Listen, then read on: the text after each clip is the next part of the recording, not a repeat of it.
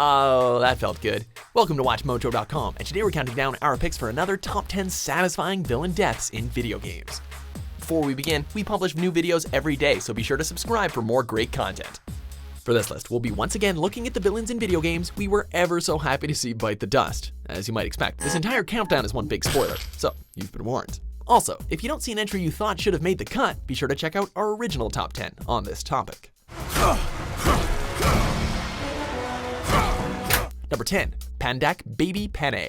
I am going to control the whole world. There's just no feeling quite like taking out a brutal dictator who looks like Kim Jong-il and considers himself to be untouchable. Despite ruling over the island of Panay with plenty of military might at his back, it became clear that Panay had lost control of the situation given the amount of insurgency groups rising to take control of the island for themselves, something that we and Rico Rodriguez were happy to assist in. Looks like you'll be spending some time with your beloved oil after all. In the most Hollywood of clashes, Panay and Rico exchange blows while on top of a missile, which the despot ultimately loses, of course, leaving him on a one-way ticket to Boomtown.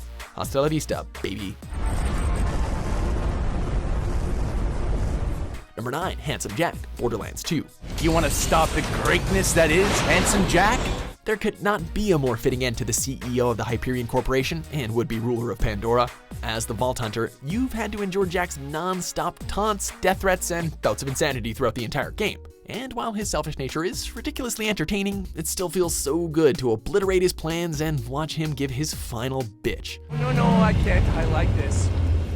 Not when I'm so close. And not at the hands of a filthy bandit! You can either listen to him ramble about how he's the hero that Pandora deserves, or you can just shoot him then and there. Not so handsome now, eh, Jackie boy? Number 8, Osmund Saddler, Resident Evil 4. You'll do as I say. I'll have total control over your minds. What's better than taking out the leader of a bloodthirsty cult turned hideous infected monster? Taking him out with a friggin' rocket launcher, that's what. Saddler had his eyes set on world domination through the use of Las Plagas, a parasitic life form that made some creepy as hell boss battles. He turned villagers into chainsaw-wielding psychopaths, kidnapped the president's daughter, and even mutated into one disgusting-looking abomination himself. Unfortunately for him, no amount of mind-altering MacGuffins can stop the suaveness of Leon Kennedy, or, the explosiveness of a rocket launcher.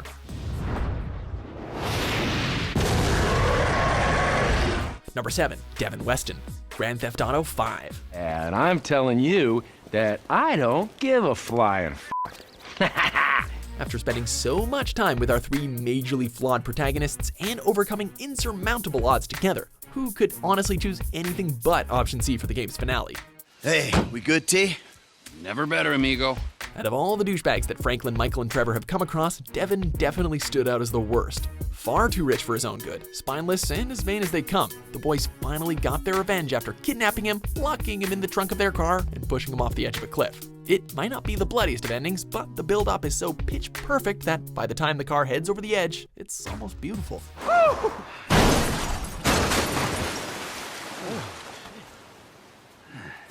Number 6, Uberto Alberti, Assassin's Creed 2. Trusted friend of the Auditore family. According to the history books, this guy was a saint. Karma truly does come back to bite you in the ass, or in this case, stab you multiple times in the chest with a hidden blade, but whatever. Once a friend to the Auditore family, this member of the Templar Order betrayed his friends and arranged the public executions of Ezio's family for the sake of his financial well-being. You and your collaborators are hereby sentenced to death. Regardless of whether he regretted his actions or not afterwards, he doesn't have much time to dwell on it, as Ezio soon takes his vengeance by assassinating him in public. Guess money can't save you from everything. You would have done the same to save the ones you love. Yes, I would. And I have. Number 5, MechaHitler, Wolfenstein 3D. There is very little emotional investment or moving narrative in this particular death, just the sheer thrill of knowing you blew the Führer to bloody pieces. Effortlessly effective in its premise, the very idea of having to enter a firefight with a Hitler who happens to be armed with a mecha suit is just too hilarious not to be fun.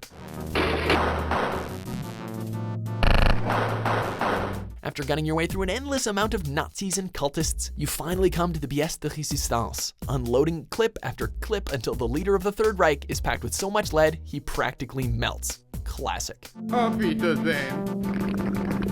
Number 4, General Shepard, Call of Duty Modern Warfare 2. He may think of himself as a patriot, but the actions of this one soldier are pretty far removed from the American dream. After losing faith in his nation following the deaths of 30,000 unrecognized soldiers, Shepard sought to escalate the war between the US and Russia in order to give the American people something to rally behind. Sure, that makes sense, right? In order to achieve this goal, he goes as far as to kill members of his own task force, including Ghost and Roach. It all culminates in a final confrontation to avenge your fallen comrades, with perhaps the most satisfying knife throw ever.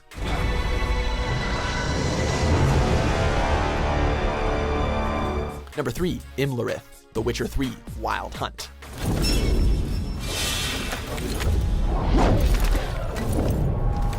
Out of all the members of the Wild Hunt, this was probably the one we were most looking forward to killing. Not only did this foppish giant relentlessly chase after Ciri, but his participation in the Battle of Kaer Morhen led to the death of Geralt's mentor and father figure Vesemir.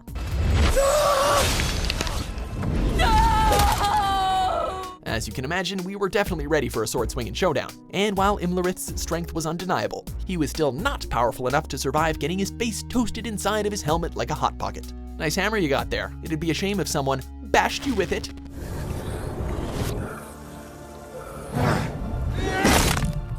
Number 2, William Carver, The Walking Dead Season 2. And how is it that we're repaid for our trust? With treachery? With deceit? Survival is everything, though some individuals choose to take it a bit too far. As Clementine ventures into the undead-infested world, she and her new group find themselves at the clutches of Carver, the merciless leader of a sanctuary whose disciplinary actions often led to someone either dying or getting horribly maimed. Just ask Kenny. Stop it! Kenny! Kenny! However, he doesn't stay on top for very long. As the sanctuary is overrun by walkers, Kenny decides to get even by breaking apart Carver's skull with a crowbar. Whether you want to stay and watch the brutality is up to you, but either way, it's a truly messy way to go. And we kinda loved it.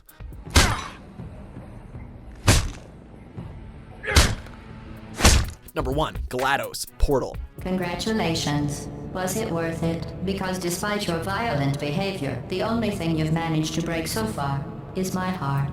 She is one of video gaming's greatest villains, and the fact that her defeat left you wholly satisfied as a result just adds to her psychotic appeal. All throughout the various lethal tests you've had to endure, GLaDOS has been there mocking you every step of the way.